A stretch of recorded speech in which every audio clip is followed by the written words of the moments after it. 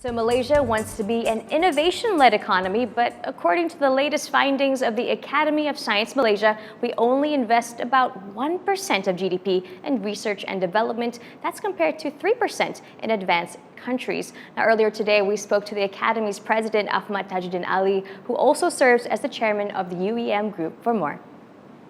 The problem is having money is not the solution to it all. We have to build the capacity for doing R&D. And this goes back especially to talent. At the moment, the number of researchers, full-time researchers engaged in R&D is still very low compared to developed economies. And the worry going forward is that the declining interest of students, pupils, taking up science and mathematics in schools does not bode well for the future. Because at the end of the day, we have to be looking at talent from preferably Malaysians. But if Malaysian children, who will grow to be adults later, for sure, is not interested in taking up science and engineering, our pool for picking up good talent, researchers and scientists and engineers in the future will be less. Taking a look at the bigger picture, one of the 6 pillars identified in this review is energizing industries. What does that mean and what will it require? Well, one of the elements that has always been talked about is how to get our industries investing in R&D. In other words, even in the let's say in the plantation sector, how to get the big players to put aside money to look at upstream as well as downstream.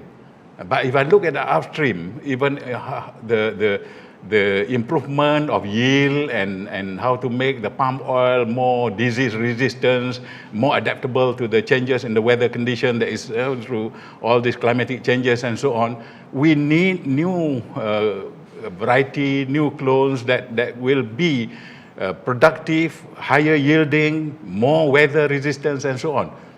But unfortunately, those people that are specialists in this literally are dying away. I'm sorry to use that term, but they are aging. We are not producing new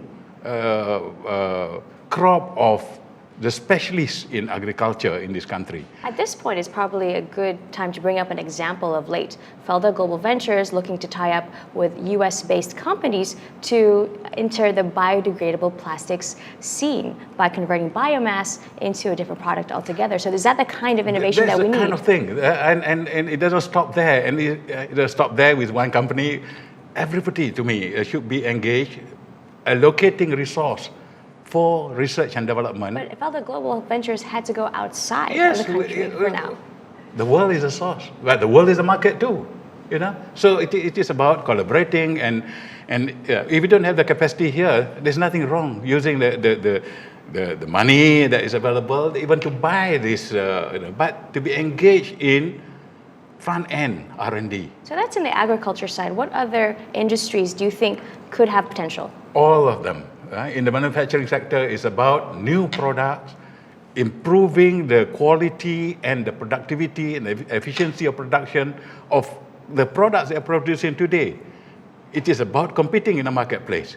If it costs too much, then somebody will buy some other product, not ours. So it's how to make our production lean, effective in terms of reducing costs, but making products that are needed by the customer. So, and if you take the big names like Samsung or the iPhone and so on, they are coming up with new products all the time. There is 6 months, if you don't come up with new innovations, you'll be left behind. So I'd like to get your thought then on a big picture matter here, because Malaysia is engaged in the TPP and other free trade agreements. What would that mean then for competition and productivity and other types of innovation-based growth that we could tap, but only if we're able to do it and pivot well? We have to be prepared. To me, this reality that's coming, the new reality, is about building our own competitive position, about investing in R&D, about building up talent in order to build our capacity. Because, as the PM said, I mean, why are we afraid? Vietnamese are there, and so on. Even Brunei is there. So to me, it's about going and being able to access to the bigger market, the global market. In this case, at least the APEC countries. United States is a big one. If we miss that market, yeah. But it's about preparing ourselves because they are coming to compete with us. Their companies will be coming to manufacture here and so on. But it's about building. There is something to me real and has to be that we have to address this. And I feel that it's possible.